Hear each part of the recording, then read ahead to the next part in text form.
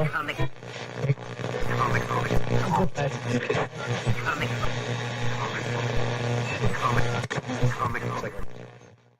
everybody, it's Weird Wink Wilkinson laughing and scratching at you. How's everybody doing today? I got a little bit of a stiff neck. Let me just fix this up.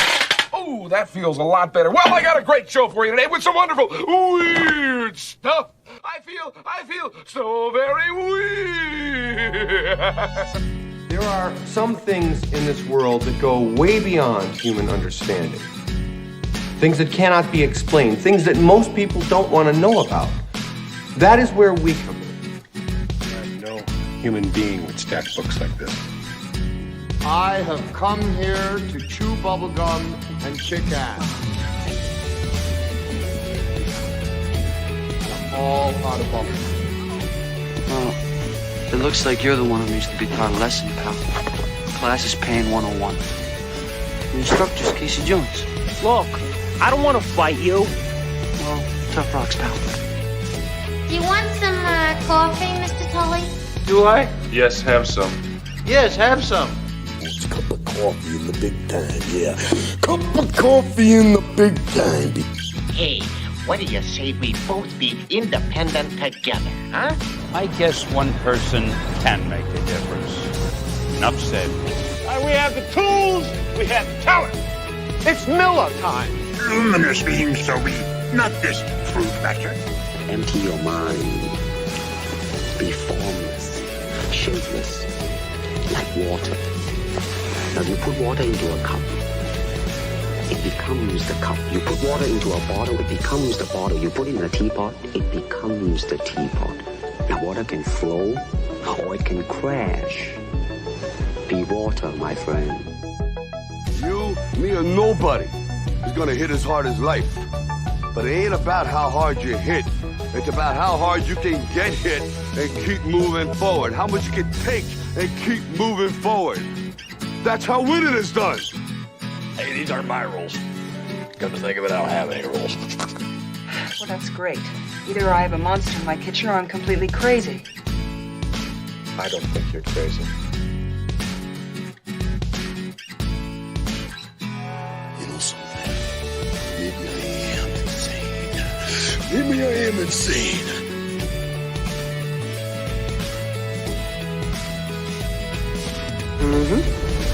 Pizza dude's got 30 seconds.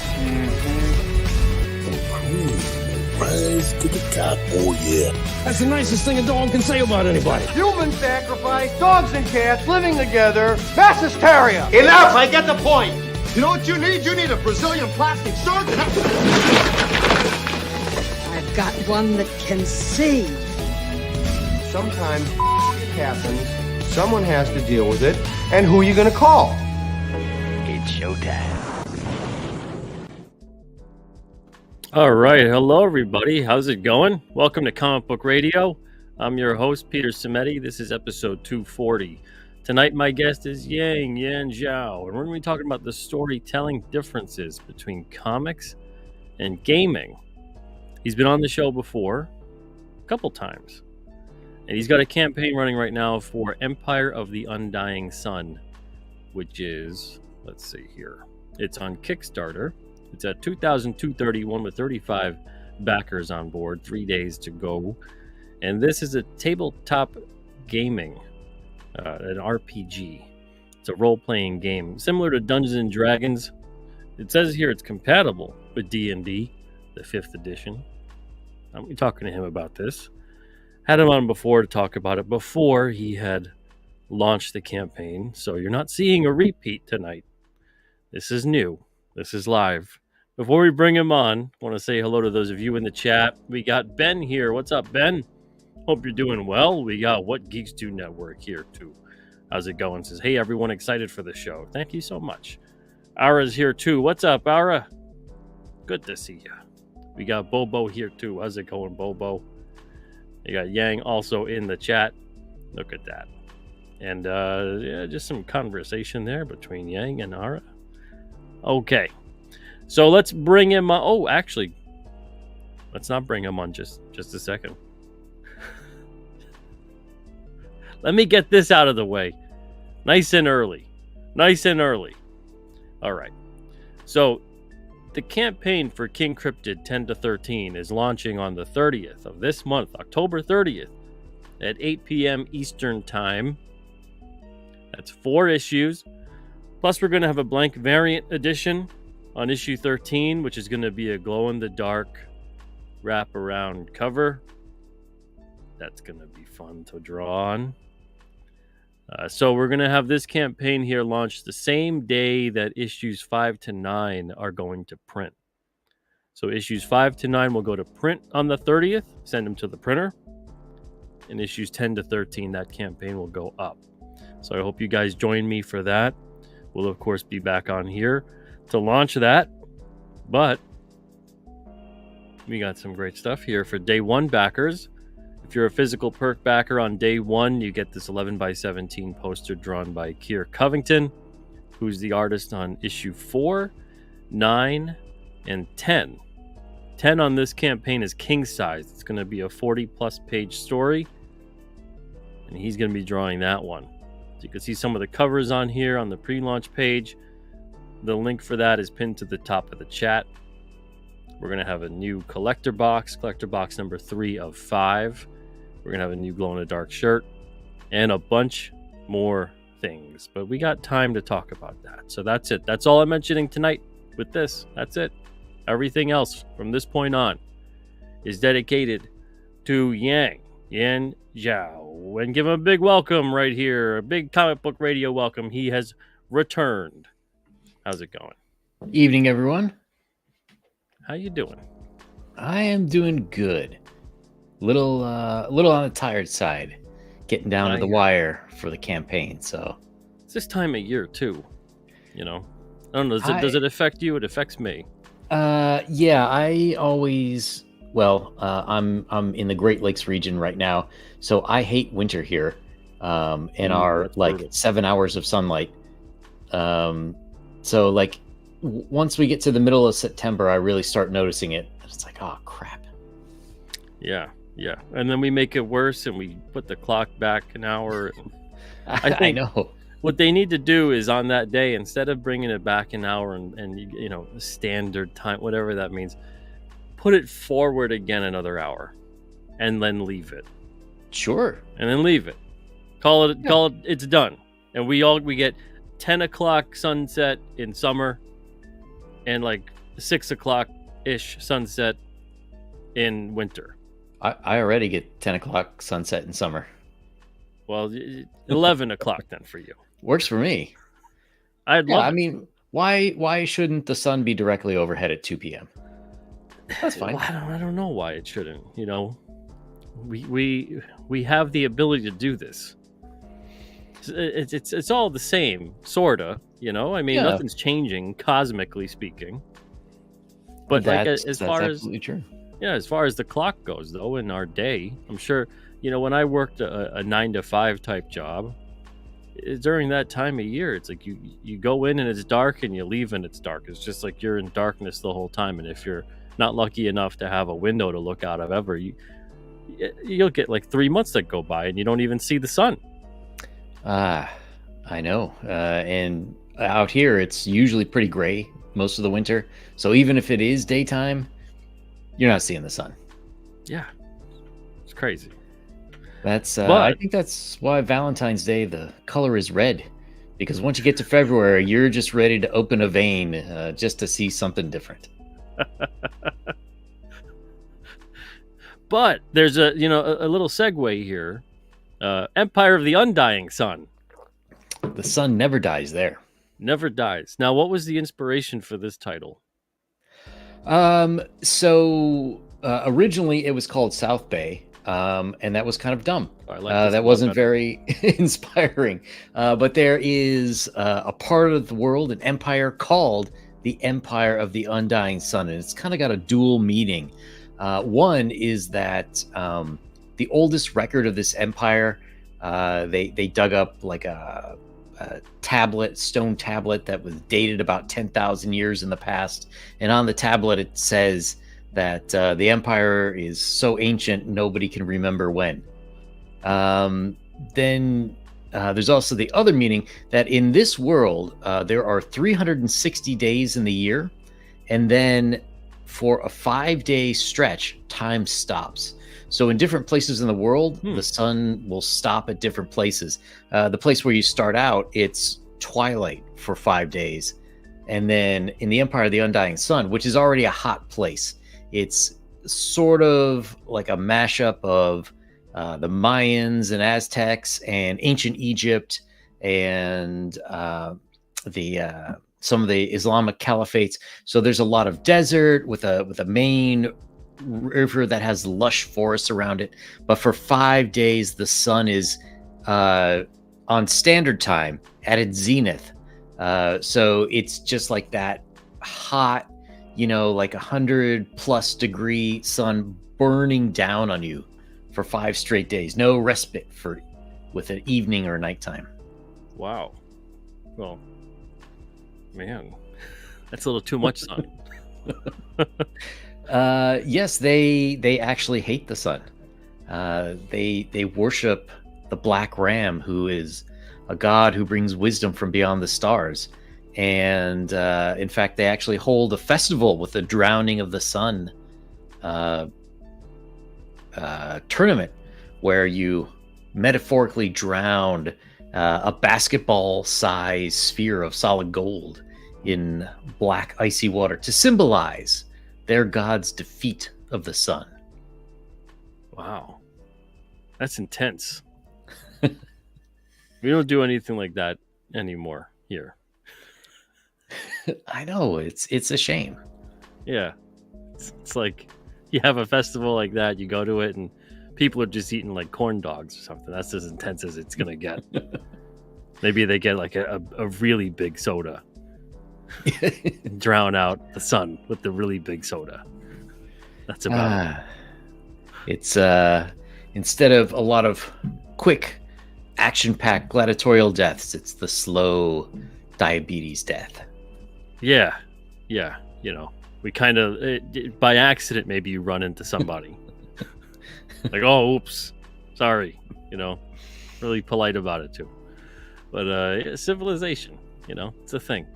So we got $30 here on this Empire of the Undying Sun campaign guide. We're going to get into this a little bit later.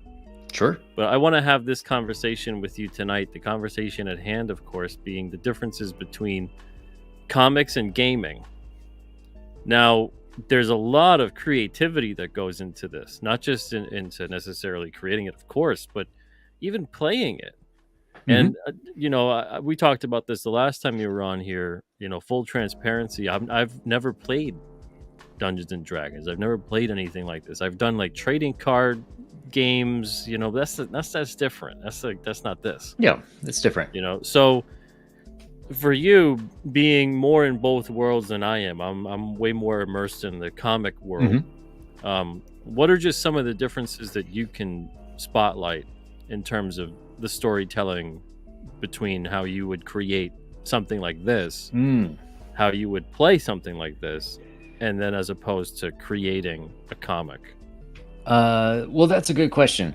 So there are, when you're writing a comic, there's pretty much just one way, right?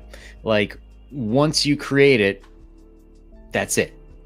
The reader is going to get what you wrote and the art that goes with it, and they're going to, assuming you did a good job, they're going to take from it what you kind of expect. But there's no, like, if King Cryptid defeats Victor Lugo in an issue, like, he defeats Victor Lugo. There's no possibility like that a choose your own adventure sort of deal. Yeah, there's no possibility he's going to lose. Now, I would say in some ways it's similar because you'll get people making up their own fan theories of things that happen in the story. And that's where people are trying to interact with your work. The difference is, in comics, you probably will never hear that. And if you do, it doesn't mean that you're going to change your view, the canon view of what happened. Whereas in tabletop role-playing games, your players are, hopefully, assuming it's a decent one, affecting the story as it goes along. So, it's possible that when you have a group of 5 people play, you know, their cryptids do defeat Victor Lugo. And then you could have another group where their cryptids do not defeat Victor Lugo. They're defeated and they have to scatter, and there could be another one they lose and maybe they're captured. So it's more realistic in the sense that the worlds are very open. Now you can sort of create bottlenecks where they're forced into a limited choice set. But when you're writing, you have to write enough for the game master or dungeon master or referee. And that's the person who's running the game. So they're controlling the monsters, they're setting the story, they're verbally telling it to the players. So they have to have enough meat on there so that they can figure out some way that they want to present the story, and so that they're not just left in the lurch. And then the players, they're going to bring their own stuff to it. And there's any number of times when their shenanigans will significantly alter what's going down story-wise, you know. And sometimes if you're the game master and they're coming up with their own theories, you're just sitting there like, oh, that's way better than what I thought. Okay, we're going to change that up. And then, you know, they're all happy. It's almost like you turning a writer's room into a game. Yeah, exactly. But there's still like one head writer whose job is to like steer, you know, he's got his hand on the rudder to make sure that progress is happening. Do you think any of this has influenced like the influx of the multiverse pervading everything? Because it almost sounds like when you were describing, you know, it could be this outcome, it could be that outcome, it could be the other outcome. Do you almost think people who maybe are in this kind of sphere are bringing some of those ideas and those possibilities into the idea of a multiverse?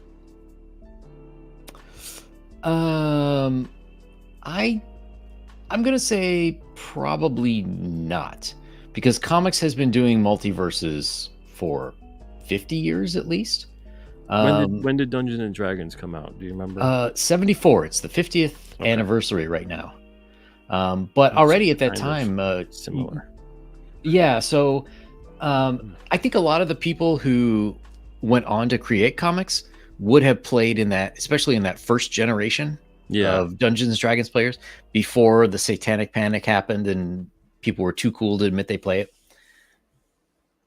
When did that, not to go on a tangent with it, but I guess I'm going to have to ask you because you're probably more knowledgeable about it than me. What really spurned that? What kind of turned everything into the Satanic Panic because of Dungeons and Dragons?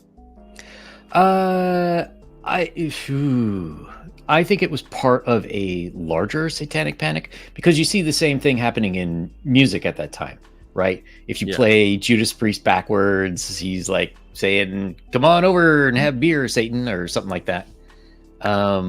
And then you had like all the cases of like the satanic, what were those? The child care places that turned out there was never actually a case of that happening. I think part of it was there was sort of a resurgence of Christianity, especially evangelical Christians.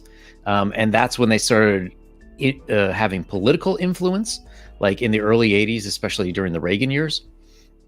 And I think that, you know, some of it is like a few years ago, you saw people would yell at you if you weren't wearing a mask outside. It's like those same kind of people, like everything was Satan. And that's kind of what it was. And you have a game where you're saying like, oh, so slight tangent, and I'll get back to that. But the way the mind processes information is very interesting. So you and I are here talking and we're interacting. So the place in our brain that we will remember this is a certain place. But the people who are going to watch it tomorrow on just as a stream playback, it's a different place because it's The things that happen to you and then like the media consume, they're in two different places. But they've done studies with MRIs to see which area of the brain acts up when you're playing role-playing games. And it turns out it's the same place as real memory. And what you find is a lot of people will say, like, hey, remember when we fought that dragon? Well, they never fought a dragon. They're in this fantasy world, their characters fought a dragon. I think that sort of has a lot of influence because people would say, is it like a difference in memory in terms of experiential and like observed experiences? Yes. There's different parts of the brain that store those memories. Okay. So going back to Satanic Panic, you would have people say, well, I summoned a demon, or, you know, summoned spirits, or I cast a fireball, or I transformed him into a frog. You know, so these are all things that you do in a game, but and you know, sometimes people will use voices when they're playing a character, or sometimes like they'll act it out just a little bit. It's not full on LARPing, but I think that there may have been some confusion that, you know, you are required to actually praise, you know, this made up god, and you are actually have to commit sacrifices to enact spells and stuff. None of which is true. It's just a game. And Dungeons and Dragons was actually considered a family game when it came out originally. So that's kind of what happened. And then there was Mazes and Monsters, starring Tom, the guy who went to Epstein Island, not Tom Cruise, the guy from Philadelphia. Help me out here. Bosom buddies. Tom Hanks. Tom Hanks. Yes. That's a hell of a way to reference. I don't have the flight logs in front of me, so I'm not aware fully of the manifest on who was there or not. But supposedly he was. Yeah, so he came out with Mazes and Monsters, which was a made-for-TV movie about a guy going to college who became mentally ill from playing Dungeons and Dragons, and there was like these underground corridors that went from different buildings on the college campus, and like he that was his dungeon, and he was losing his mind. So that was very bad. Yeah, I've seen that on. I haven't watched it, but I've seen like the cover of it on like Tubi and stuff, and I'm always like, "That's a really weird picture of Tom Hanks for that. It looks like an afterthought." Yeah. Well, I'm sure it's changed now, even though he was the guy who lost his mind. But you know, all of that kind of stuff. Really, you know, there's all sorts of stories about people, like parents burning their kids' books to get rid of Satan. There's a guy whose YouTube channel I follow, Esoterica. He doesn't do Dungeons and Dragons stuff, but he played it as a kid, and he was actually arrested during the Satanic Panic because someone had accused him of, you know, I can't remember exactly what it was. He was gonna murder a kid or something like that. When, you know, like none of that ever happened. He was just like, he looked like he was from Stranger Things, you know, he had the long 80s hair and he wore black and stuff like that. So it was just out of control. Wow, that's interesting. Yeah, because I knew obviously that it took place, and I'm more aware of like the music side of it.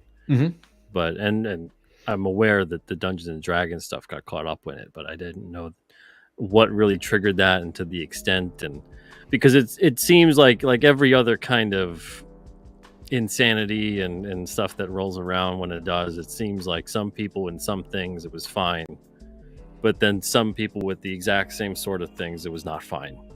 Yeah, you know, and now with the wonders of the internet, I occasionally have the opportunity to talk to people in other countries. So like I talk to Europeans who are around our age, and I ask them, like, you know, did any of this ever happen? Did it ever affect you guys? And they're like, no, that's stupid. So apparently it was a very American or North American thing. They're like, well, we've been used to that for centuries. You guys are just, you guys are not understanding. Yeah. I mean, they're practically immersed in demons and whatnot all the time. They're just like, yeah, that's that dude down the street. He's been there. His family's been there for generations. What are we going to do about him? Just learn to live together. In America, they're like, not in our backyard with the demons. We got to learn that it's just not going anywhere. What Geeks Do Network says, always wanted to learn D&D, just never got around to it. Loved my uncle's figurines growing up, though.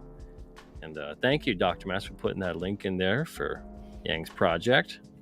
And Ben says the 80s were a wacky and magical time. You think 40 or so years from now, people will look upon the 2020s and go, the 2020s were a wacky and magical time? I don't know if I'd add magical, but wacky, certainly. Goodness. They always say that 2020 is the year that, in the textbooks, they go 2019 and then jump straight to 2021. I think we're just going to skip the whole 2020s. Yeah. In 40 years, we'll be like, no, don't talk about that. Yeah, hindsight wasn't so perfect in 2020. So whole decades like that for me.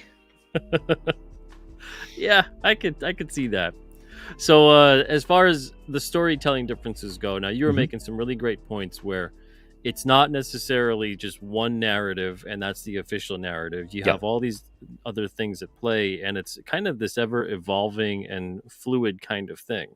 Now, is there anybody in the chat, some of you guys have mentioned it, but is there anybody else in the chat, whether you guys play D&D, have played D&D, maybe you've never done any, and this is all very new to you too, on the similar scale to every single time I have a conversation about this, I'm always like learning something new about it. Please feel free in the chat to express how well versed or not you are in this experience. But when you have this kind of situation, now the book has the setup here, right? It has the story. Can you explain what would the dungeon master, what would the person guiding the campaign, what part do they play? And do they go off of what the book says, or are they beholden to only what the book and the campaign guide says? So the number one rule of Dungeons and Dragons is you want to have fun. The number two rule is what the DM says goes. So it's that person's job. They need to. So if you have a source material like Empire of the Undying Sun, it's their job to look it over and say okay, so what are the main features of this world? What's the flavor of the campaign? Because there's some that are more fantasy adventure. There's ones like this, which is horror. There's others that are there's one that was pretty cool. It was Filipino mythology. There's Norse mythology. So whatever genre, you want to make sure that you understand what it is you're getting into. And then from that, it's really their job to go through it and say no, this has stuff that's too explicit. It's not good for my group. Let's say you're a dad and you're playing with, you've got a couple kids who are around 10 to 12. You might not want mentions of adult themes and, drinking and drugs and stuff like that. So he could just wipe all that out when the game comes. So then you are responsible for just helping people to make characters. And that would be in ways that are harmonious with your world. Meaning, in some games, whatever has ever been created, you can be that kind of character. In other games, you'll have a limited selection. So it's up to you to put limits, don't put limits, and then you can negotiate with players.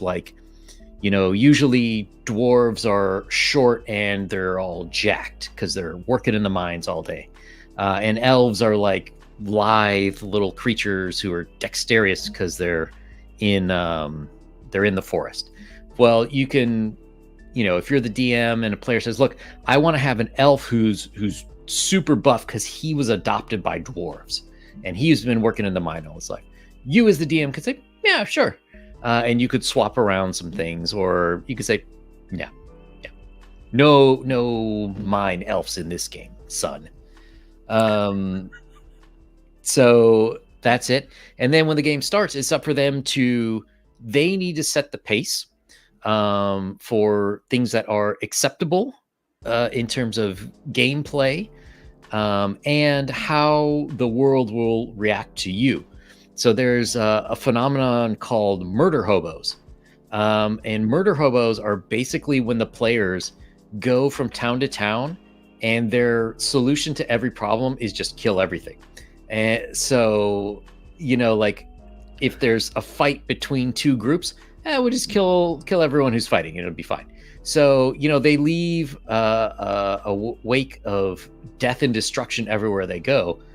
You as the DM, you need to say like, that is an impermissible style of play. So you have to create consequences for them in the game. So it's like, oh, well, the king is going to send his best soldiers because there's crazy people murdering everyone all up in the countryside. Or you could just let it go. That's up for you to decide. And you have to set those limits. And then... there's no concrete set of rules, or are there? The rule is the DM makes the rules. So everything's like house rules, essentially. When it comes down to it. So in Empire of the Undying Sun, there are a number of things. For example, there are very heavy penalties to magic use. You have to be a licensed magic user to be able to use it freely. And if you're not, there are religious zealots who will come and try to murder you and your family and your dog and burn down your house. So the only way to get it is you would have to go to get licensed. Which effectively, there's certain things that go along with that. So, you as the DM could say, like, that's, my players aren't going to have fun if they can't just launch fireballs in the middle of the market. So, it's up to you to decide, like, no, I'm going to throw that out, or I'm going to keep that. When you're the author, you're trying to set flavor and make an area interesting and set restrictions, not to say, hey, screw you, but you want to make it more interesting because people have to overcome this stuff. So if you keep the restrictions and you have somebody who's not licensed, then, maybe they use a magic spell and they got to run because you never know if they're going to get caught, or they have to, like, they're wearing a mask, a ninja mask, so that nobody knows their real identity, and that's up to the player to decide how they want to get around these rules. Now, this might sound like a strange question. I'm going to bring up your campaign here for a second. Have you played your own game yet? Yeah, I've had two test groups. The first test group finished, and the second test group is currently going on. They're in the middle of level 8 right now. So when you do especially a campaign guide, so you could do like what you normally call like a module, which is like just for one day, 4 to 6 hours of play, whereas this is like months of play. Wow. So when you're doing that, you really need to test it with different people, because the way you write things, people will screw up whatever you did in the best of times, or like the way you write something, you might lead them down the wrong path unintentionally. So, you have to play it and go through. And then just from a sheer mechanics point of view, like the enemies they're fighting, you want them to be challenging. You generally don't want to have too many that would absolutely wipe them out, because that's not fun if you got to roll up new characters every single session. So it's... you've got to figure out, like, okay, this is too weak, it's not challenging enough, it's too challenging, and then you have to adjust the stats of the monsters. What's required to play this other than the campaign guide? So it uses the D&D 5th edition rule set, Now you can get those free online in a number of places. You can get them on D&D Beyond, Roll20, or you could go buy a book.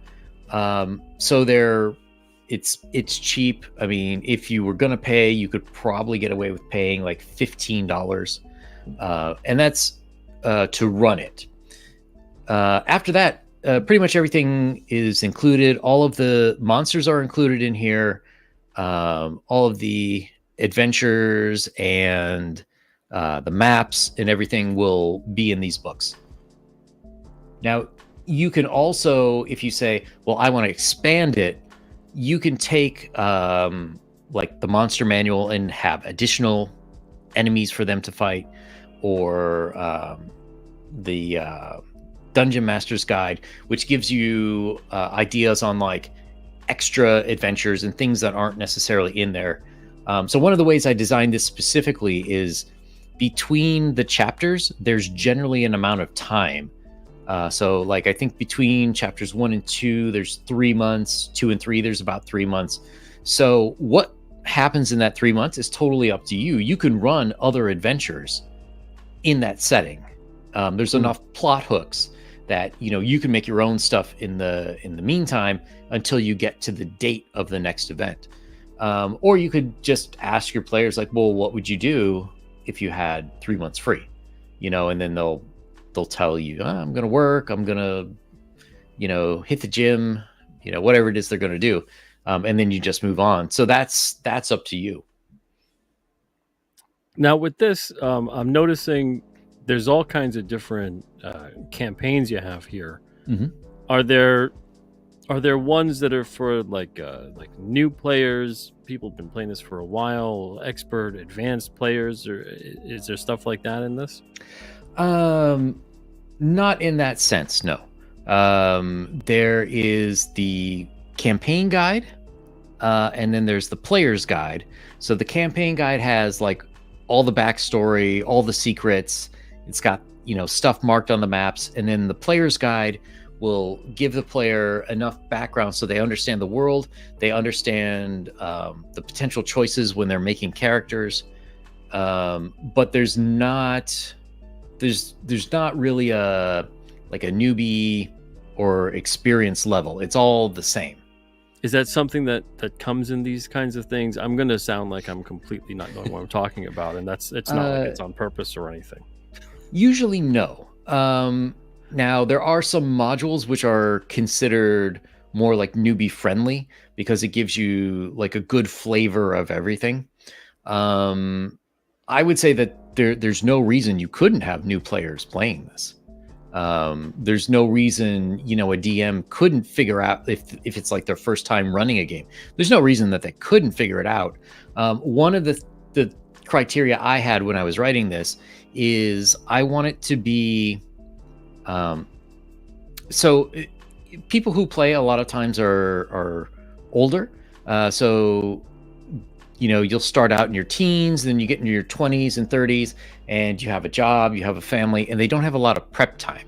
So I wanted to make this where there's everything you need in here to easily run an adventure. But it's still open enough so that the people who really like to add a lot of their own material to it, there's a ton of time and there's a lot of different factions. So you could take the story in one direction or another. It's up to you. But for the people who don't have much experience, it's linear. There's a perfectly linear storyline that could be played. Do you think people could use this as a storytelling creative device, like a group of people get together and then create a story out of it and then adapt that to film, comics, books? Yeah, I mean, people have been doing that forever. The first one that I'm aware of, there was a guy named Joe Deaver who wrote his own. They were kind of like choose your own adventure books called Lone Wolf, and he sold millions of them in the 80s. And Lone Wolf was stories written in the world of his D&D campaign. I think playing tabletop role-playing games is a fantastic idea for anyone who wants to write. because when you're a player, you really get to work on a character, and you get to figure out, like if I asked you right now, if I set up a scenario where King Cryptid was heading into 7-Eleven late night, and the guy at the counter was stoned, and so he was being a goofball. What would he say? What kind of things would he say? And so it's things like that where you get to know your character so intimately, like you would know what they would do in any situation. So when you go to write them, you know exactly how they would talk, right? And so you play in different games and you develop different characters. It's like if you go back to the X-Men in the 80s when Chris Claremont was writing them, if I just held up an issue and I started reading the dialogue in there, you would probably know what character it is just by the difference in how they speak. So you as a player in one of these games, you sort of disembody yourself to an extent. Like the things that Peter Samedi knows are not what Sir Stabs-a-Lot knows. He maybe Pete read the book and you could see, oh, you have to use fire to kill trolls. But Sir Stabs-a-Lot has never seen a troll. He doesn't know anything about them. So maybe he just keeps trying to hack at them. And he's got to figure out some sort of different strategy. So that's something called metagaming, where you bring your own personal knowledge into the game. And the idea is that a good player will not metagame. They're only going to act on what their character would know. So when you get used to doing that, it makes it much easier to write, because now you're in the mind of this character who doesn't know what you know, and you can bring that forward. And then usually after you play a little bit, you want to try running a game, and that's great for writing as well, because now you have to set the world, right? And a lot of it is what you call story, theater of the mind, where you're not necessarily going to have images that go with everything. You're not necessarily going to have little miniature figures or little sets.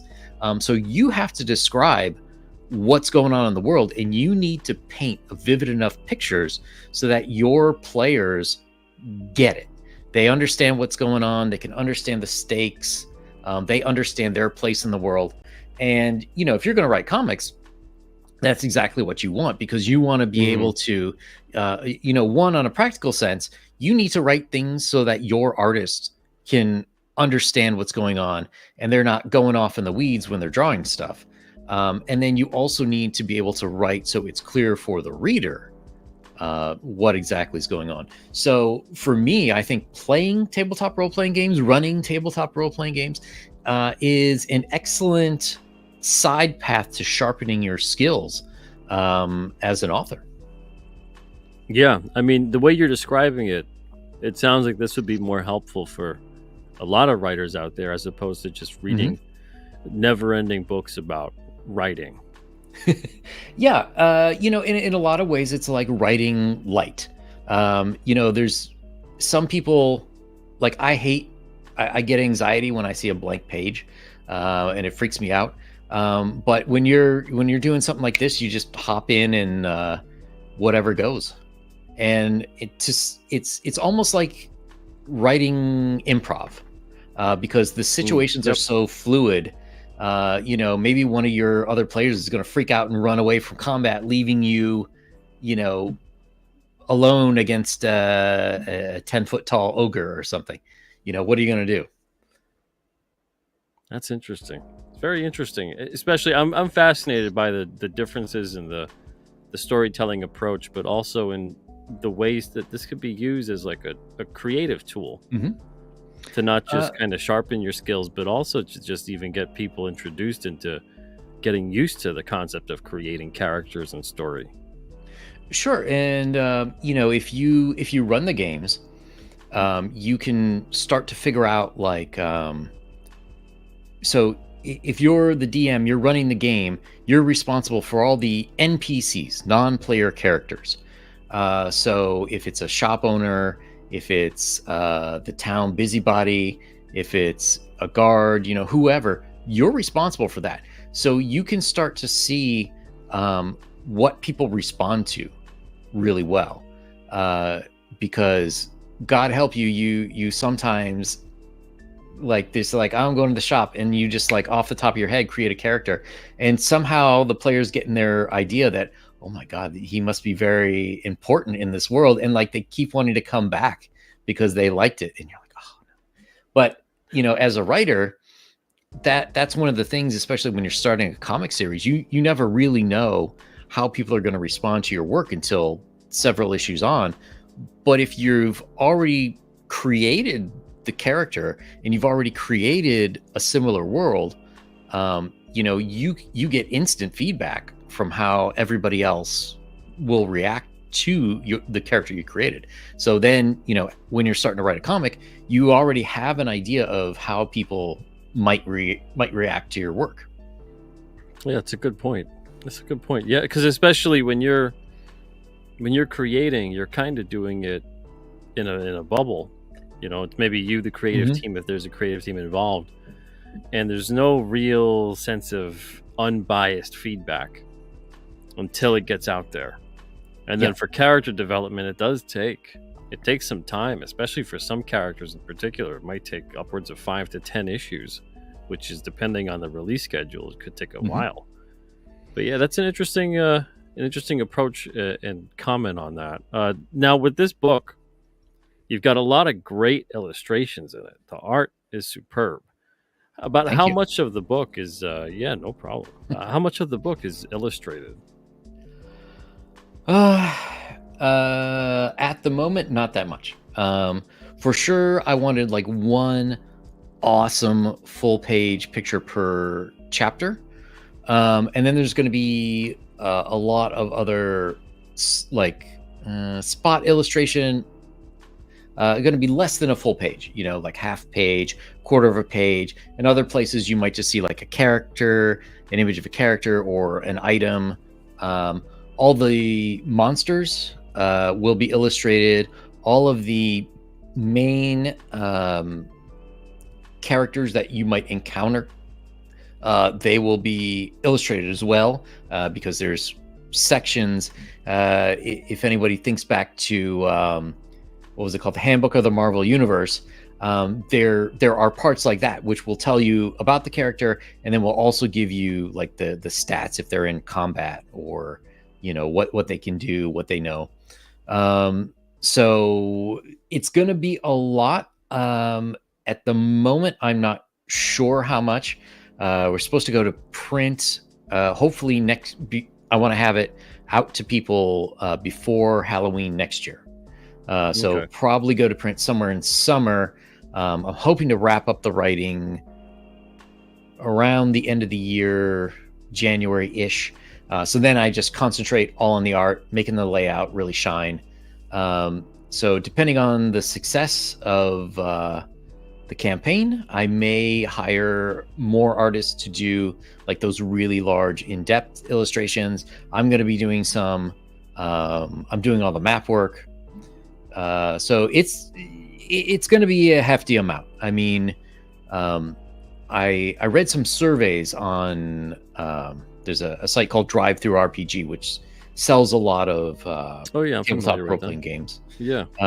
So they had a survey out 2018, 2019, something like that. And it said, 60% of people will buy a campaign guide just for the artwork alone. So I said, okay, if that's something that's real important for people, I want to include it. Plus the artwork really, I think, helps the DM to set the tone. If it's done in a certain way, they'll get the concept a lot stronger. They'll have images to show their players, which, and then hopefully their minds are blown. And it just makes the whole environment more believable, seem more lived in. So it's a 450 to 500 page book. Can you estimate how many of these pages would have illustrations on them?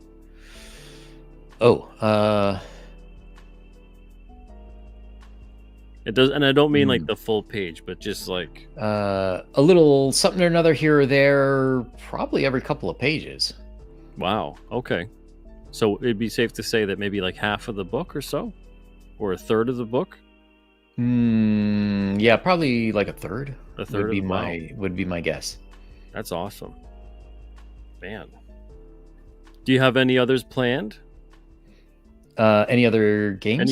Any other books? Any other guides? Oh, yes. So I am also doing single adventures that take place in this world.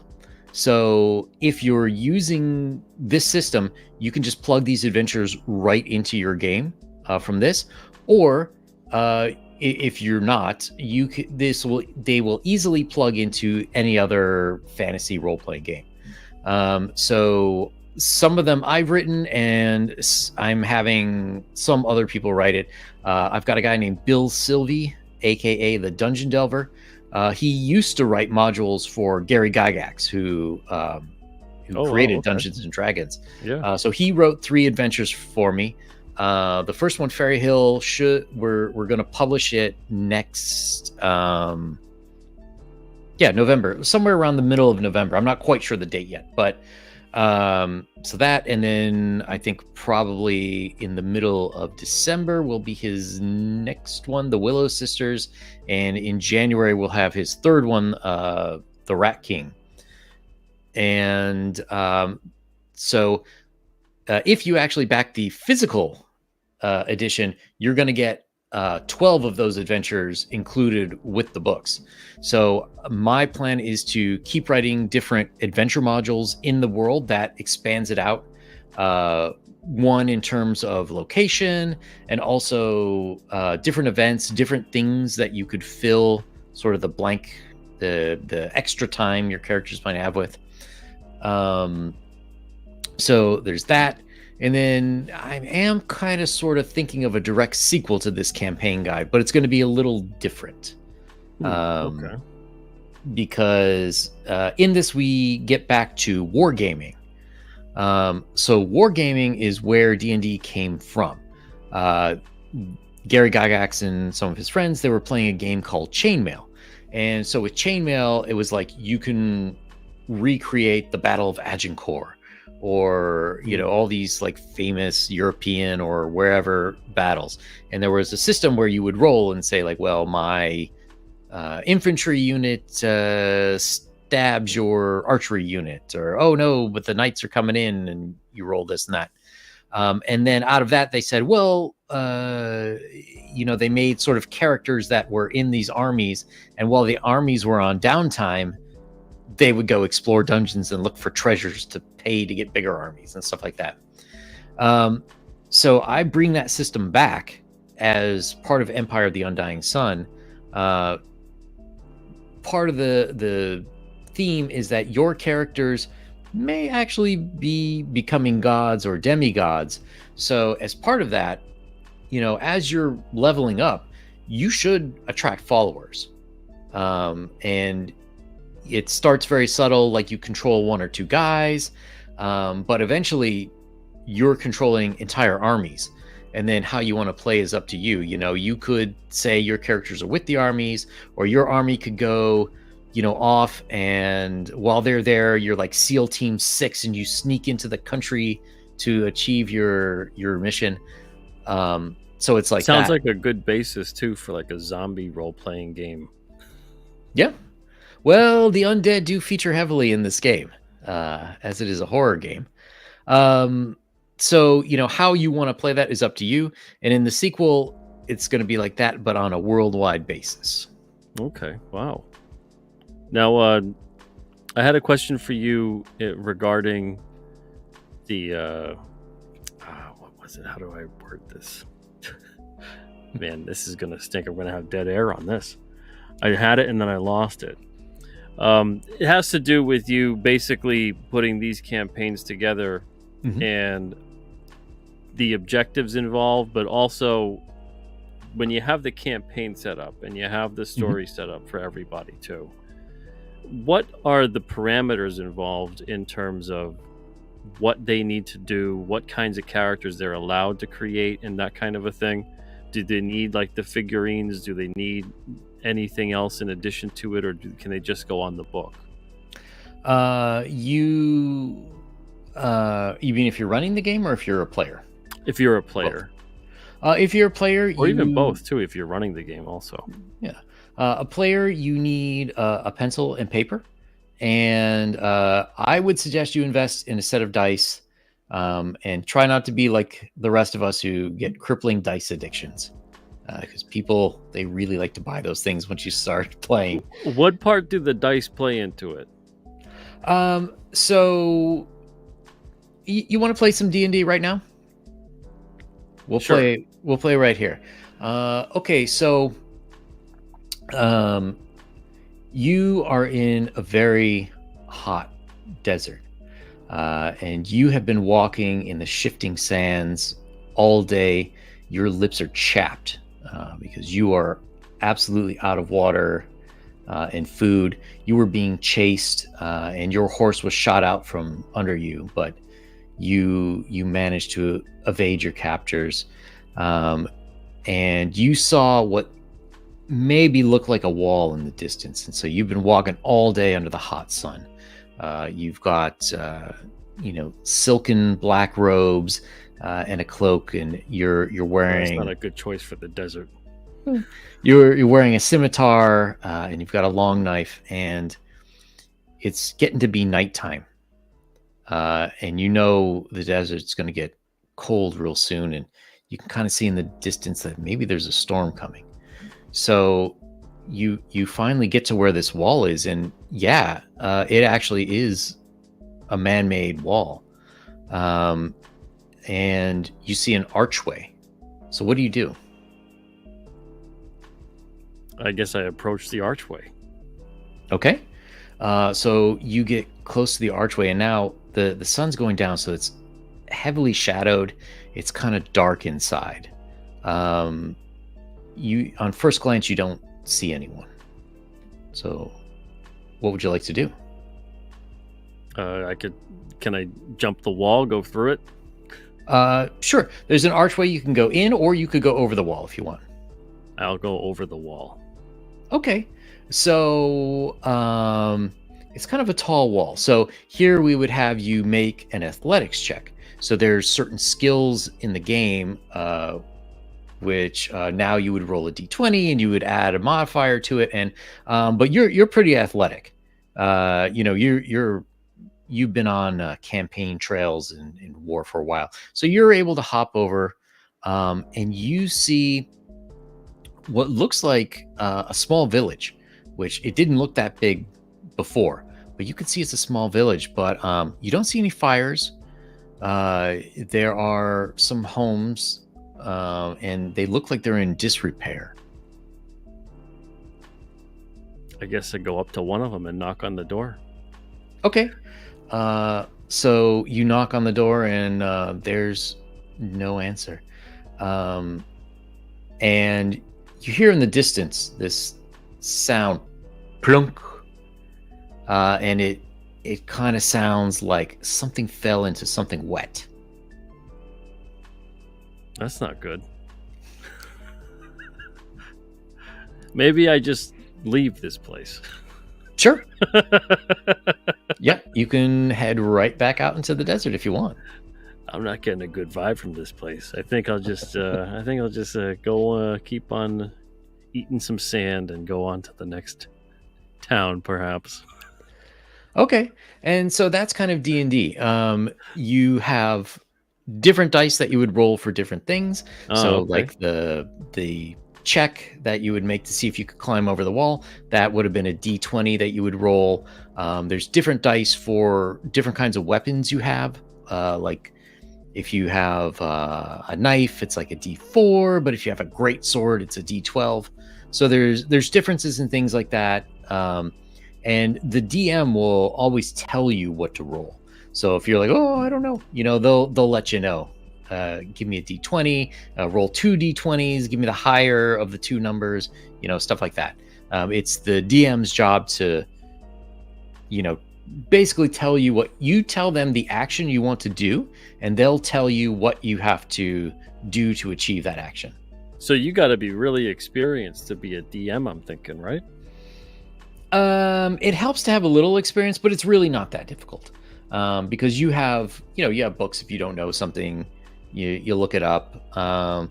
These days, a lot of people will have a computer in front of them. Sometimes you'll see like they have a screen in front of them, and on the back sides facing them, they'll have like the different rules. Okay. Like what's the technical definition of paralyzed versus restrained, stuff like that, just to help make things flow quicker. Wow, man. Well, thank you so much for coming on here and talking about this today. It was great, man. Really enthralling. Thanks for having me. No problem.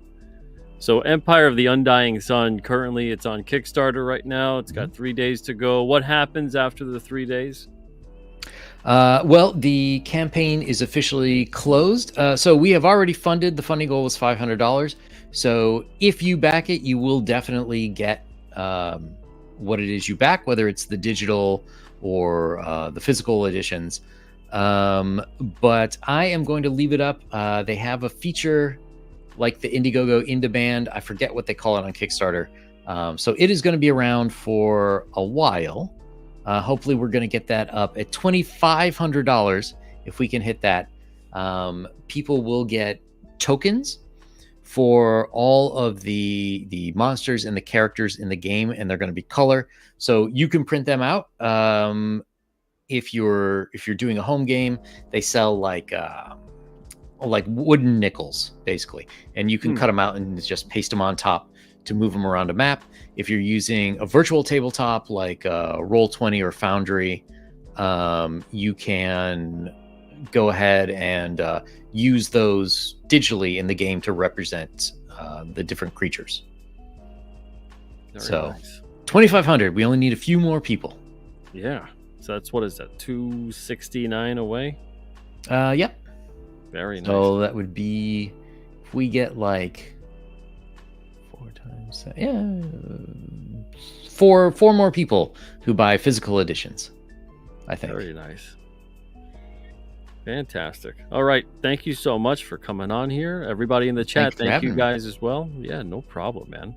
Yeah, we'll get you in the game one of these days. One of these days. It's about, for me, it's about carving out the time, which never seems to be there. Maybe you'll find yourself in a King Cryptid game. Maybe that'd be kind of fun. We'll have to see. Cross Alterna game. Well, at the very least, I know that when I want to go down the road of making a King Cryptid tabletop, I know who to approach about that. Definitely. Absolutely. All right, everybody, thank you guys so much for being here. Before we go, where can they find you? You can find me here on YouTube at Yang Yan Zhao 4. Actually, this Sunday should be 4 p.m. Eastern, we're going to have a closeout stream for Empire of the Undying Sun. We're going to have some guests. So it'll be a fun time. I'm also on Twitter, Yang Yan Zhao 4. And you can always go to the website, empireoftheundyingsun.com, where we will have more information about the game and the different modules. And eventually I'll get some merch up there too. All right, great. Fantastic. Oh, one last question for you. Mm-hmm. Are you ever considering, and I don't know if this plays a part into your game, but are you ever considering making like minifigures or anything like that for the game, of the characters and monsters you have? I would like to, but the thing is, like, if you're doing like a Blood Realm one, you only need a few characters, really. If you had like 5 characters, you've got a lot in there. But since there's literally hundreds, it would be hard. It'd be hard for me to do the initial investment. If this campaign were like $100,000 campaign, I'd say maybe that'd be a good follow up. All right. In due time. Yeah, at some point, maybe. Yeah. All right. Thank you so much again. Everybody, you guys were great today. Thank you. And everybody, if you also have a moment and you have any questions about this campaign, anything like that, you want to leave a comment after the show, or if you watch the show later and you catch it on replay, feel free to leave a comment. I'm sure Yang will come back and check and see if there's any comments about the game, any questions, anything like that. And subscribe to his YouTube channel too. I got the link in the description of the show. Until then, everybody have a wonderful night and an even better tomorrow. I'll see you guys soon. All the best. Night, everyone.